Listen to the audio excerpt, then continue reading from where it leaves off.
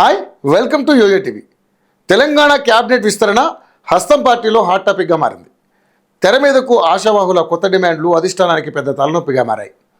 ఇక కొత్త మంత్రివర్గానికి ముహూర్తానికి 3 రోజుల సమయం ఉంది.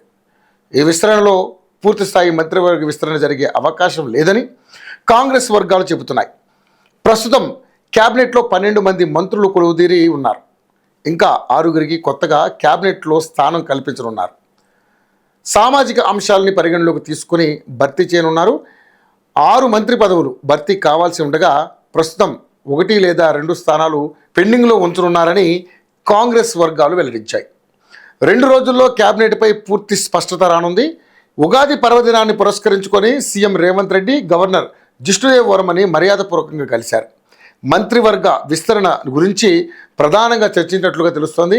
ఏప్రిల్ 3న క్యాబినెట్ విస్తరణ జరగనుందన్న వార్తలు వెలువడుతున్నాయి. ఈ నేపథ్యంలోని దీనికి సంబంధించినటువంటి ఏర్పాట్లపై సీఎం రేవంత్ గవర్నర్తో చర్చించినట్లుగా తెలుస్తోంది. ఇదిలా ఉండగా తెలంగాణ మంత్రివర్గ విస్తరణ వేళ కీలక పరిణామాలు చోటు చేసుకుంటున్నాయి. మంత్రివర్గ విస్తరణకు ముహూర్తం ఖరారైంది.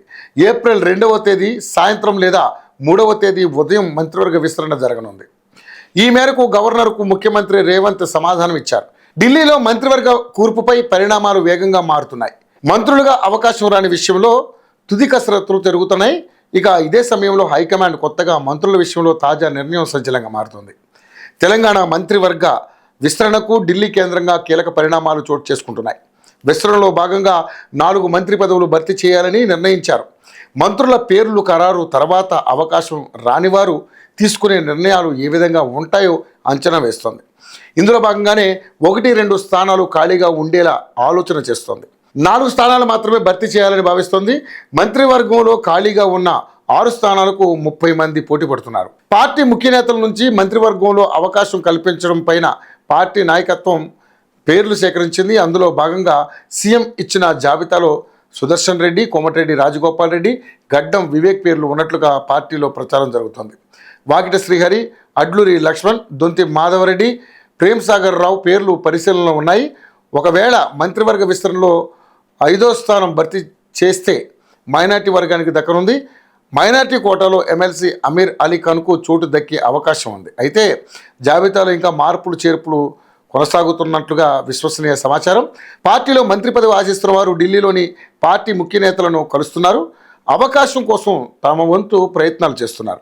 మంత్రివర్గ విస్తరణతో పాటుగా పీసీసీ కార్యవర్గ నామినేటెడ్ పోస్టుల విషయంలోనూ హైకమాండ్ తుది కసరత్తు చేస్తోంది. కాగా తమకు మంత్రి పదవి ఇవ్వాల్సిన అవసరం వివరిస్తూ కొందరు నేతలు ఒత్తిడి పెంచే ప్రయత్నం చేస్తున్నారు. దీంతో హైకమాండ్ ఆలోచనలో మార్పు కనిపిస్తోంది. వాకిటి శ్రీహరికి అవకాశం ఇవ్వాలని పార్టీ జాతీయ అధ్యక్షుడు ఖర్గే సూచించినట్లుగా సమాచారం. సీతక్కకు హోంమంత్రిగా పదోన్నతి కల్పిస్తారని పార్టీ నేతలు అంచనా వేస్తున్నారు. సీనియర్ కాంగ్రెస్ నేత దొంతి మాధవరెడ్డి ఢిల్లీ వెళ్లారు. తనకు మంత్రి పదవి ఇవ్వాలని ఖర్గే రాష్ట్ర వ్యవహారాల ఇన్ఛార్జి మీనాక్షి నటరాజును కలిశారు. చివరి నిమిషం వరకు ఆశావాహులు తమ ప్రయత్నాలు కొనసాగిస్తున్నారు. ఈ కాగా సామాజిక సమీకరణలతో పాటుగా జిల్లాల వారీగా కూడా ఎంపిక సమస్యగా మారుతుంది. దీంతో తుది జాబితా పైన పార్టీలో ఉత్కంఠ పెరుగుతోంది.